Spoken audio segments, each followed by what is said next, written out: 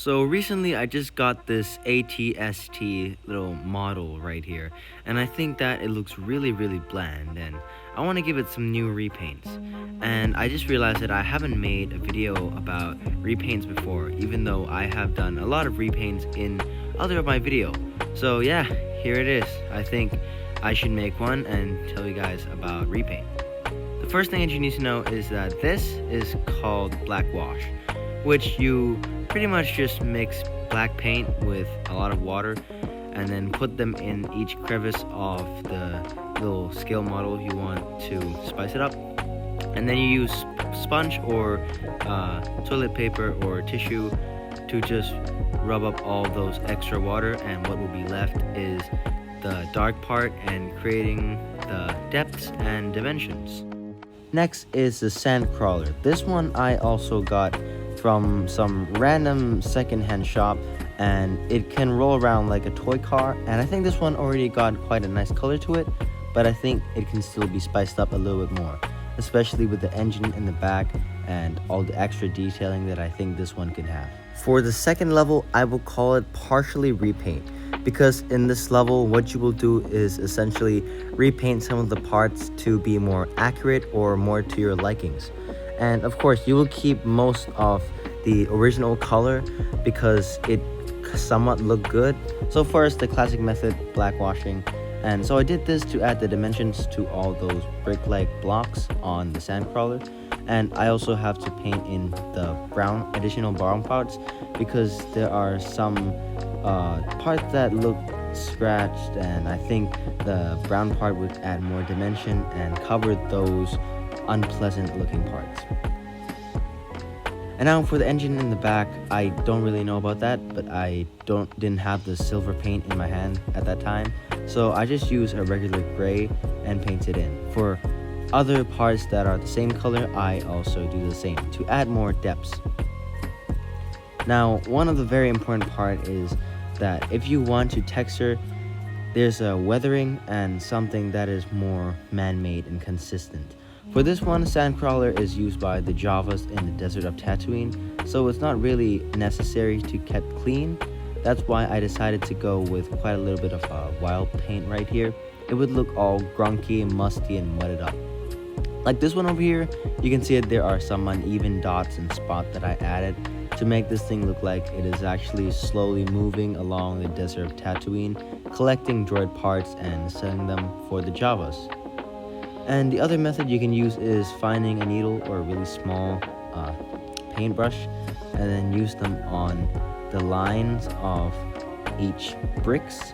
So this actually works with if you're going to make a castle build.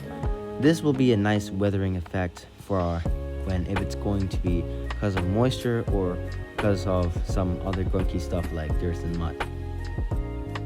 The other thing that you have to consider about your model is the environment that it would be in. Like this sandcrawler over here has been in the desert of Tatooine for years, so then of course there would be sandstorms and dust collecting onto the side of the bricks. And this is why I use the same color I use with the wheels, and just using the dry brushing technique to just put it on any place that I think that there would be sand and dust accumulating onto that area.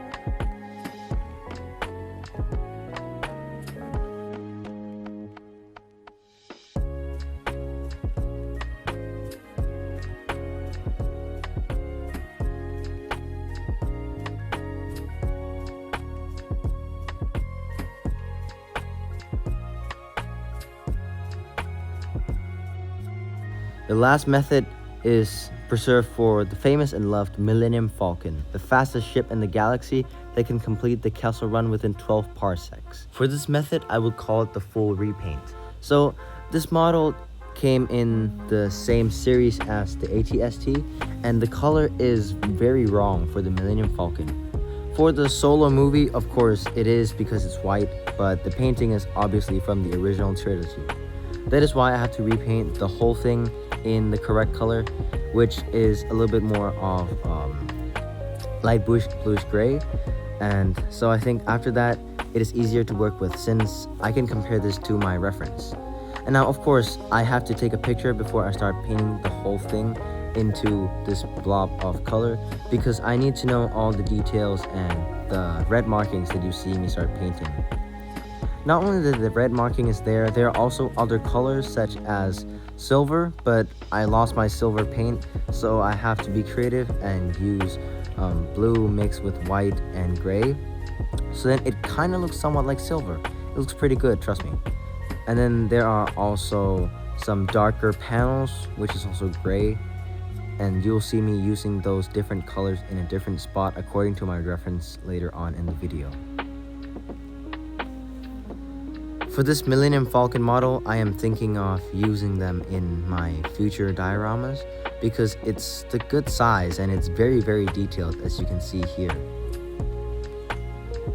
This Millennium Falcon and the ATST is from the same line of toys, which is Micro Machines. This might be childhood to many of you since I reckon that it's quite a famous toy. Unfortunately, I didn't really get a chance to play with them when I was younger, but when I was growing up, I met my friend who had some toys from the past, and he gladly sold it to me for a really good price. And so then I decided to grade them up and make them more of a diorama props than just a toy. And after you have done all the repainting, it's time for the very small detail, which is the cockpit. This one I found it really challenging because I don't have small enough of a paintbrush to actually paint down onto the cockpit to create those window details. So then I use a needle. And in the end, after you have done all the colorings, you put down the black wash to make all those crevice and dimensions pop out more, because Millennium Falcon is a very used ship. As Hans say, it's quite a piece of junk, but you know, adding those black wash actually give it more character. And in the end, to give this Millennium Falcon a nice finishing touch, I decided just to use some black paint to darken up the crevice area on the side of, you know, people might call the side of the burger buns, because I've heard that the Millennium Falcon is designed after a hamburger. But yeah, to make this side look more in-depth, I used those black paint to add the detail. And for the engine, I think it already looked good, so I decided to keep it like that. And yeah, I think that's done for our Millennium Falcon. Now, let's compare all three of them. As you might see in the thumbnail, that they would be the before and after picture. So, thank you guys so much for watching this video, and don't forget to like and subscribe.